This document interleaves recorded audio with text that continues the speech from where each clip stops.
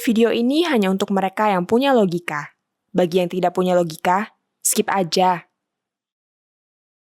Indonesia pernah punya Bung Karno, sekarang ada Jokowi.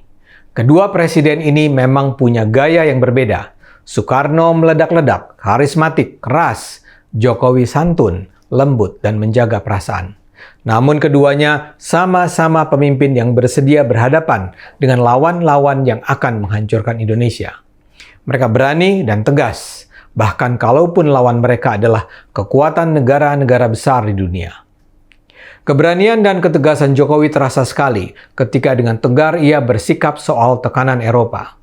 Itu yang dia tunjukkan dalam sambutan virtual dalam acara rapat terbuka peringatan Dies Natalis ke-73 Universitas Gadjah Mada 19 Desember 2022. Dia dengan tegas menyatakan Indonesia tidak mau dipaksa-paksa dalam mengekspor sumber daya alam yang dapat diolah di dalam negeri. Dengan tegas dia bilang, masa-masa kolonial telah meninggalkan trauma panjang bangsa kita. Kita dipaksa kerja paksa, kita dipaksa tanam paksa. Saat ini kita tidak mau dipaksa-paksa. Termasuk kita tidak mau dipaksa untuk ekspor paksa. Pernyataan Jokowi ini jelas dia tujukan kepada negara-negara Eropa yang kini sedang berupaya menghukum Indonesia karena kita melarang ekspor biji mentah nikel. Jokowi mengingatkan semua pihak bahwa di masa lalu Indonesia dieksploitasi oleh Barat.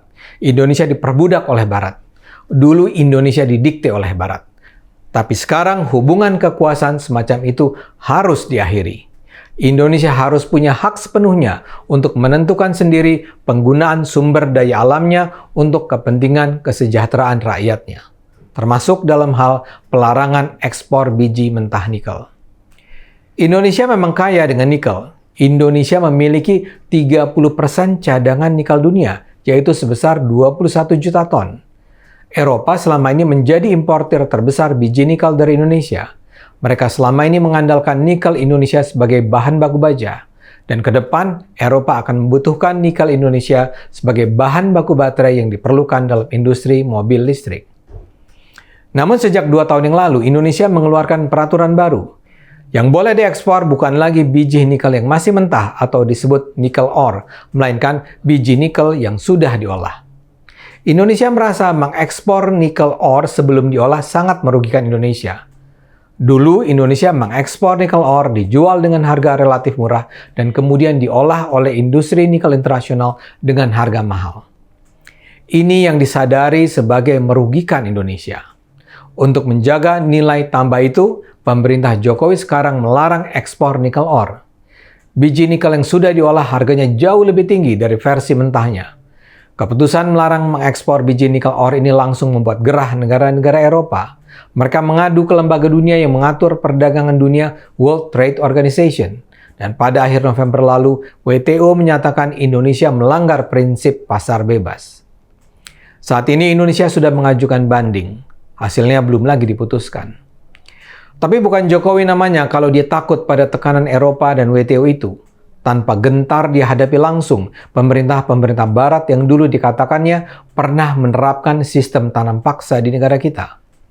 Pada pertengahan Desember lalu, Jokowi datang ke konferensi tingkat tinggi peringatan 45 tahun ASEAN Uni Eropa. Begitu dia diberi kesempatan berpidato, Jokowi dengan langsung mengeluarkan pernyataan keras kepada Uni Eropa. Dia meminta Uni Eropa tidak mendikte standar kemitraan strategis antara ASEAN dan Uni Eropa. Presiden tidak menyebut isu nikel sih, tapi semua orang bisa merasakan bahwa Jokowi sedang menyatakan pada Eropa agar mereka tidak main-main dengan Indonesia. Di acara itu Jokowi didampingi oleh Menteri Luar Negeri Retno Marsudi dan Menteri Koordinator Bidang Perekonomian Airlangga Hartarto. Acara itu dihadiri oleh hampir semua kepala negara ASEAN. Dalam pidatonya, Jokowi mengapresiasi kemitraan strategis yang telah berjalan antara ASEAN dan Uni Eropa yang telah berjalan selama 45 tahun. Tapi ia kemudian menyatakan bahwa masih terdapat banyak perbedaan yang menimbulkan tantangan bagi kedua institusi regional kawasan tersebut. Ia meminta Uni Eropa bersedia untuk membangun kemitraan strategis dengan ASEAN yang dilandasi oleh prinsip kesetaraan dan saling menguntungkan secara proporsional.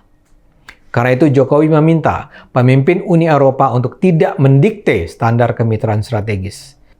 Dengan sangat tegas, Jokowi mengatakan, jika kita ingin membangun sebuah kemitraan yang lebih baik, maka kemitraan harus didasarkan pada kesetaraan. Tidak boleh lagi ada pemaksaan. Tidak boleh lagi ada pihak yang selalu mendikte. Tidak boleh lagi ada yang menganggap standarnya lebih baik dari standar orang lain. My standard is better than yours. Walau tidak menuding hidung secara langsung, jelas yang dimaksud Jokowi sebagai pihak yang memaksa, yang mendikte dan menganggap punya standar lebih tinggi adalah negara-negara Eropa. Dan Indonesia tidak akan menerima sikap arogan itu begitu saja.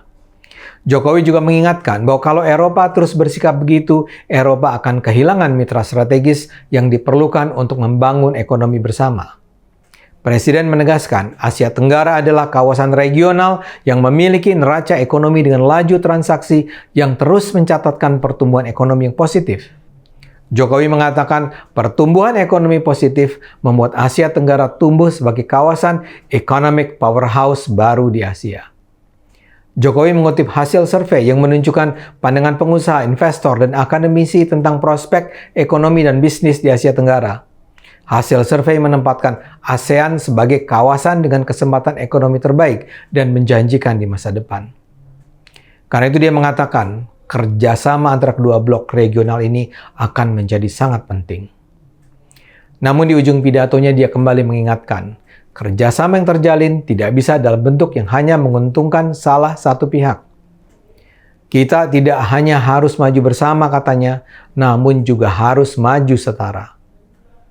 Sikap Presiden Jokowi ini memang luar biasa. Orang bisa bilang apapun soal dia. Tapi Presiden Jokowi adalah pemimpin yang benar-benar mencintai bangsanya dan sudah membulatkan tekad untuk memperjuangkan Indonesia apapun tantangannya. Ayo gunakan akal sehat, karena hanya dengan akal sehat Indonesia akan selamat.